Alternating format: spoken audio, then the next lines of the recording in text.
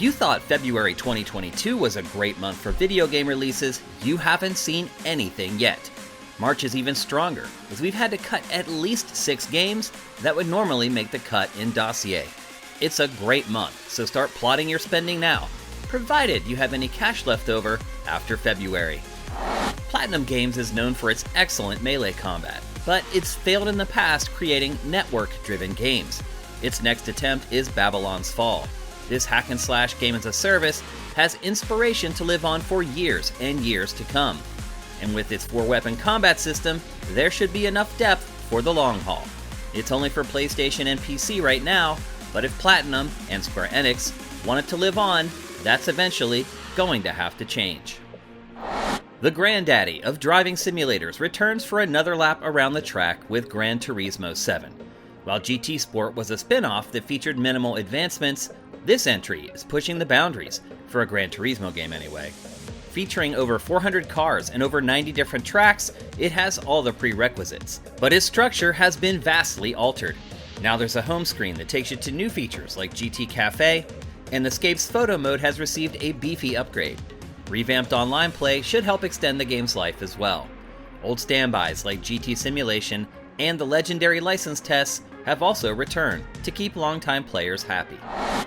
We rarely include expansion packs in Dossier, but Assassin's Creed Valhalla: Dawn of Ragnarok is out of the ordinary.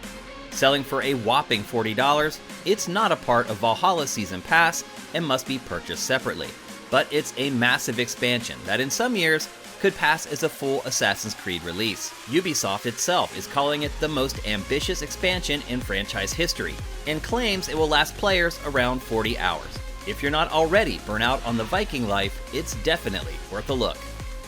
The WWE franchise has been slowly going down the crapper, culminating in the abysmal and bug-riddled WWE 2K20, which was so bad the series took a year off. This time it's been handed to a new developer, Visual Concepts, the same studio behind NBA 2K and PGA Tour Golf. It's never created a wrestling game before, but it's hard to imagine WWE 2K22 will be worse than the last game. Even in its first year handling the franchise, VC has managed to include a couple new modes.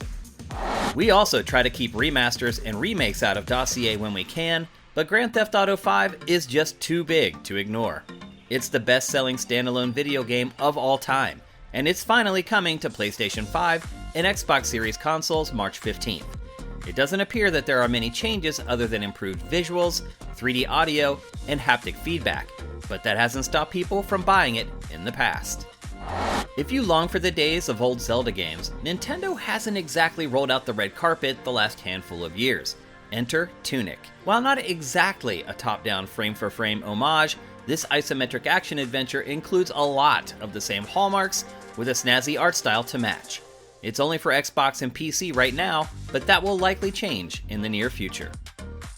No one asked for a Final Fantasy game that plays like Dark Souls, but Square Enix and Team Ninja did it anyway, with Stranger of Paradise: Final Fantasy Origin.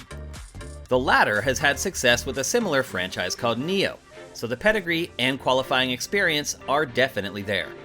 The plot is based loosely on the very first Final Fantasy game, so it should provide some new context to a classic.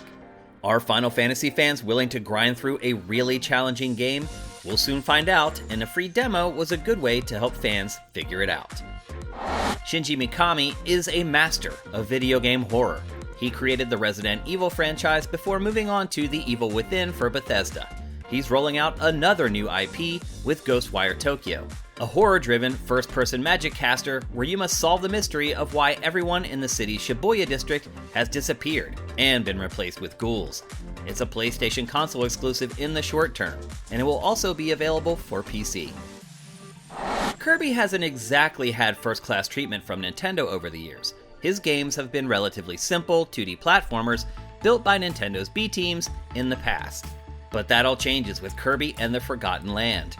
This full-motion 3D platformer has the pink puffball investigating a post-apocalyptic Earth as he sucks up enemies and uses their own abilities against them.